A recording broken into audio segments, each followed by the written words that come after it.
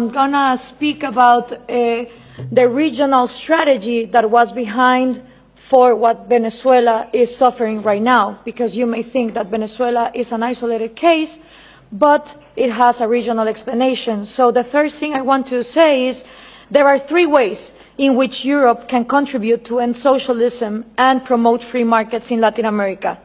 The first way, socialism is socialism. Here in Mars, in Latin America, and in Asia.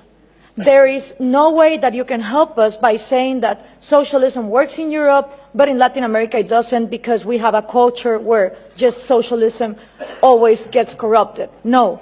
Socialism always leads to corruption, and first comes socialism and then corruption, because socialism gives absolute power. And what happens with absolute power? Well, absolute corruption. So what we need to understand is that socialism means the control of all the production by a small group in government. And that always leads to the same things: trade barriers, different rules giving privileges to some businessmen against other entrepreneurs that don't have those privileges, collectivism, crony capitalism, artificial oligopolies, insane labor regulations where the unions become way more exploitative to the employers than the people that are supposedly giving those jobs. So we need to understand that instead of having the discussion of inequality about material goods, we need to start talking about equality under the law. If we are not all equal under the law, then the disasters of Venezuela happen. So what we need from Europe is that speech of understanding that socialism doesn't work. It didn't work in the Soviet Union, it didn't work in China, it didn't work in North Korea, it didn't work in Cuba, doesn't work in Venezuela, it wouldn't work in Mars. Because the way it is structured goes against human nature. It depends on humans not having rational behaviors for their own well-being. So that's the first thing. The second one that we need from Europe is the message that Scandinavia is not socialist. It is insane that these dictators like Hugo Chavez, Nicolás Maduro, Rafael Correa, Mujica, Lula da Silva, the Kirchners, they all portray Norway, Finland, Denmark, Sweden as the socialist paradise. And the worst thing of all is that if you ask 10 Latin American young people if Scandinavia is socialist, 9 of them will say you yes. And there are a lot of things that we should copy from Scandinavia, but socialism is not one of them. Scandinavia is always ranking on the top of the Index of Economic Freedom and Human Liberty that the Cato Institute is now measuring. So if there's one thing that we should copy from Scandinavia is property rights. It would be absolutely out of this planet to think that a Swedish major will wake up one morning and say, expropriate, nationalize your house. That just doesn't happen. So it is absolutely absurd that countries in Latin America that are in the low ranking of economic freedom portray Scandinavia as examples of socialism. But you know why this happens? Because the mixing of information also comes from Europe. Why? Because there's also this obsession with giving us aid instead of giving us trade. And the thing with foreign aid coming from Europe is that it finances the Marxist ideas, the NGOs that are against free market and that are against property rights. Let me give you an example. Most of people in Finland and Norway have no idea that their taxes they pay go to foreign aid for a Guatemalan NGO that is led by an indigenous Marxist leader, Bernardo Caal, who uses that money to be against hydroelectric power. Being Norway one of the countries #1 in hydroelectric power, where no one would think to close down a hydroelectric industry, they give tax-paying money to people in Guatemala that close down hydroelectric power. So if we are obsessed with this foreign aid given to Marxist leaders that are against property rights, free market, and the Western way of life, then we're not gonna be able to prosper.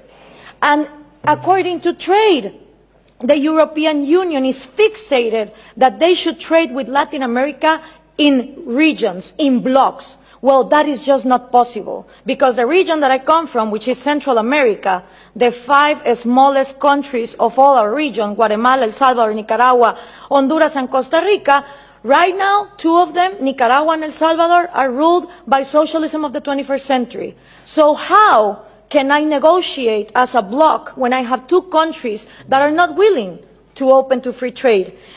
And for these 3 ways to work, you need to understand something about Latin America. I had 2 slides, 2 pictures, if we could put them on, please.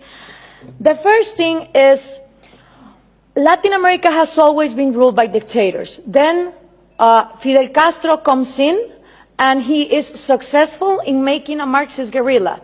In the moment that Castro comes in and he makes a Marxist guerrilla, all the countries in Latin America start copying and pasting that model. You had Marxist guerrillas everywhere, Guatemala, Nicaragua, Peru, trying to do the same thing as Castro, financed by the Soviet Union and with the intelligence of Cuba. 1989 comes, the Soviet Union collapses, and the left Marxist wing of Latin America, the socialist sectors, they are in trouble, because now they don't have the money of the Soviet Union to keep on going with these violent guerrillas, but they still want to come to power. So what do? Well, Fidel Castro gathers together with Lula da Silva, and they form the first Forum of Sao Paulo. The Sao Paulo Forum is a parliament that every year gathers together to further on the socialist agenda. And they start working on 1990. In 1998, they put their first president, Hugo Chavez. And that was a relief for Cuba, because the money that the Soviet Union was lacking to give, the oil of Venezuela started giving. And now that the oil prices are coming down, they are hoping for Colombia to advance on the agenda to give FARC, the Marxist guerrilla drug dealer of Latin America, places in power. If this happens, we're going to have the first narco-socialist government, which will mean that the money of drugs, it's infinite. It doesn't depend on the market like oil, and then you have another socialism of maybe the 22nd century. So what we need to understand is this regional strategy is not only put in place in Venezuela, it has been put in place and tested in Brazil, Argentina, Chile, Uruguay, Nicaragua, El Salvador. And the places where they haven't governed, they have people who are waiting to come to power. When we understand this, we also understand that when the Berlin Wall fell, and communism was a thing of the past, in Latin America, we voted for the so-called neoliberal governments, the right-wing presidents that were going to open the market. These people gathered together in the Washington Consensus, and they promised that they would give us free market. What did they do? They privatized everything. They privatized electricity, trains, radio stations, but they didn't liberalize them. They gave them as oligopolies and monopolies to their peers, and this created crony capitalism. But for most of the population, the one to blame was free market. I don't know if we can now put the picture, please. For the people, what is needed to be blamed is free market, when free market has never existed in Latin America. So it's always blaming the government, but expecting more government to come in and solve the problem, like this picture shows here. So what happened then? People started voting for socialism of the 21st century because they were going to, fix the mess that this crony capitalists did in the 90s. Venezuela was going to be the promised land. Caracas was going to be the New York City of Latin America. So what happened? All these people get in power, Chavez, Lula, Correa, Evo Morales, and instead of finishing with the privileges, the crony capitalism, the oligarchies, they become even worse. So why is this good news to us? Because people in Latin America don't know what to do. They tried with the right wing, and they think that too much of a free market failed, and then they tried for socialism of the 21st century, and it turns out that it didn't end poverty, it multiplied it.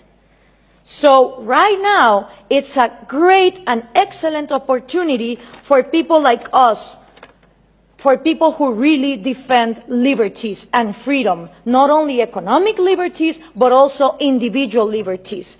Because in a moment where there is frustration to the left and to the right, and everything has been tried, and all of them are statists who want to control the economy, is great news for people like us who want to defend freedom. The examples given here from different regions of the planet demonstrate that freedom works.